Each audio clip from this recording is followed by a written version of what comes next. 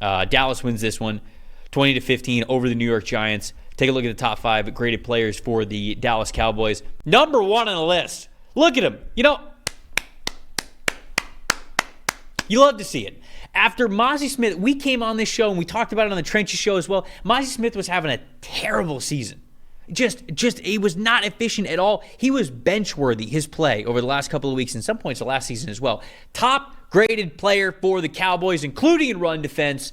Love to see that bounce back from Mazi Smith. 88.4. Cowboys desperately needed him to play as well as he did. Wide receiver CeeDee Lamb, 79.6. Linebacker DeMarvion Overshown with a 77.7. Guard Tyler Smith, 77.4. And edge rusher Micah Parsons with a 72.8. Dak Prescott with an 83.0 overall grade in this one. Flipping sides, the New York Giants, linebacker Micah McFadden with a 78.4 overall grade. Safety Jason Pinnock with a 77.6. Offensive tackle Andrew Thomas with a 75.6. Wide receiver Malik Neighbors, 72.5. Safety Tyler Nubin, 71.3. And Daniel Jones, an 80.9. Okay, Daniel. What was the stat that told the story? The Giants just not scoring any touchdowns and not finishing drives. You've got a team that has to execute at a high level. They don't have enough talent to have a big margin for error, and one of the issues is they don't create any explosives, right? And unless it's Malik Neighbors getting loose, they don't have any. They just don't have it. And even Daniel Jones, as good as that grade is, and as good as he was throwing in that 15-ish yard bubble, 1 for 6 on deep balls, and the one deep ball he completed was the one where Malik Neighbors just toasted Andrew Booth on. And I'll be honest with you, even that ball was behind Neighbors.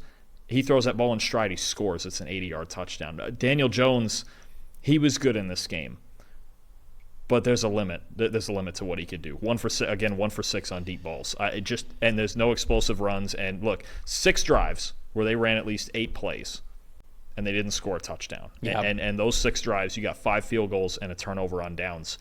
They're not explosive.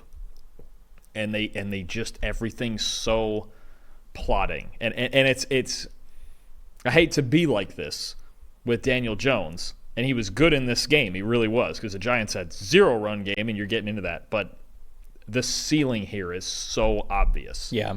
That it's just how many, if he hits 3 or 4 of those deep balls instead of 1, they win the ball game. Like, no question. Giants run game is the stat that told the story for me because it's non-existent. No running back with a rushing grade over 58.0, negative 0.205 EPA per rush this season. That's 30th in the NFL. They have a 1.1 yards per carry average this past Thursday against Dallas. Not going to get it done. It's just straight up not going to get it done. That's not how this team is built. The Giants will not win football games with the run game as bad as it has been, certainly as it is on Thursday. That's why you see 15 points. That's why you see no touchdowns, because they have to be a team that runs the football. That's where they are at this point. Daniel Jones has got to be a dual threat player for them. They've got to have legitimate rushing options. And I'll get into I'll just go right off the bat here with most impressive and most disappointing, because it sort of ties into what somebody in the chat said as well. My most impressive is Mazi Smith. I already brought it up. 88.5 overall grade, 86.5 run defense grade. Both of those are career highs for Mazi Smith over the last 2 years. Something that I feel like he did differently in this game. In previous games, I feel like they have had Mazi Smith when he has been run defending. He's sort of been asked to hold the line of scrimmage. That's not really the type of interior defensive lineman he is. This week, it felt like specifically they said, okay, defend the run by getting into the backfield. Defend the run by attacking. And he was able to do that. And Man Ray in the chat said that John Michael Schmitz made Mazi Smith look like Dexter Lawrence. And unfortunately, they are correct. Like that, it was bad. I mean, John Michael Schmitz had a terrible day. And to have a really bad day against somebody who has not been a good run defender so far throughout the first 2 seasons of his career is not a good look for Michael Schmitz. So it was just not a good game overall for the Giants' offensive line. And I think that takes me into my most disappointing as I rattle them off here. Brian Daboll era.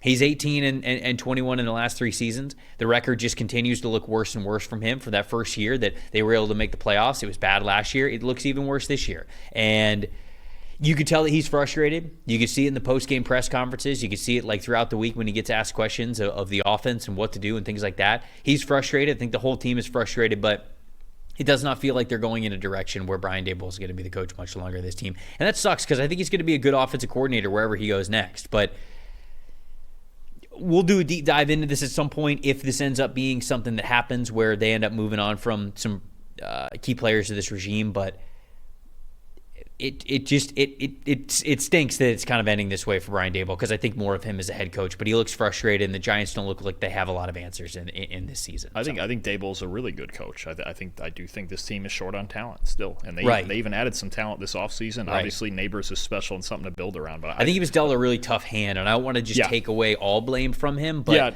that sucks that this is where he is. That playoff season was an outlier. Right. In that regular season, they were the fourth lowest graded team in football. They found ways to win games, and now they're finding ways to lose them. Yeah, but even that playoff team was not the most talented team in the league. Most impressive and most disappointing. Most impressive, Dak Prescott. He got him through this one. I don't feel, as a team, I don't feel a whole lot better about the Cowboys than I did before this game. Prescott and CeeDee Lamb are at least the two constants, and he was good when they went standard rush. He was good against the blitz. He was good against any coverage. He was 22 of 27, 2 touchdowns, 2 big-time throws. They went, for some reason, against CeeDee Lamb, the Giants went man coverage early in the game, and he beat that. After the CeeDee Lamb touchdown, the Giants went zone and backed off, and Dak beat that. It was actually his lowest average depth of target since week 2 of last season. Made the adjustments, saw coverages, played a very veteran style of quarterback. He was the reason they won this game. Most disappointing, I know a lot's been made of the Cowboys' run defense better in this game.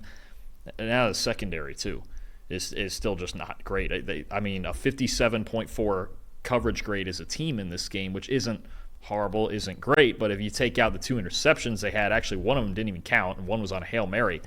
It's not great in coverage.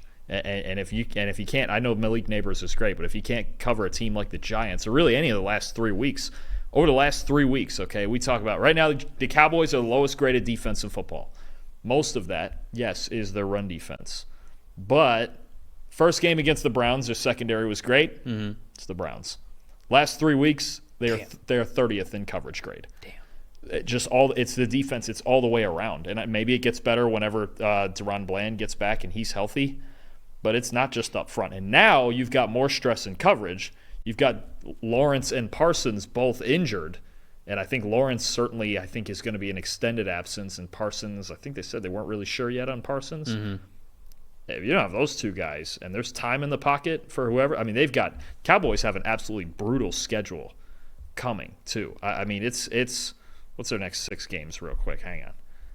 Your next 6 games are Pittsburgh, Detroit, San Fran, Atlanta, Philly, Houston, and actually a 7th one, Washington. Philly looks easier, but you sub in the Washington game. Yeah. That's you're playing. The Steelers aren't an elite offense, but they've got the defense. They don't need to score. And then you've got some elite offense. And honestly, if the Eagles by then, that's week 10, you're going to have Brown and Smith back by week 10. There'll be something. And Barkley.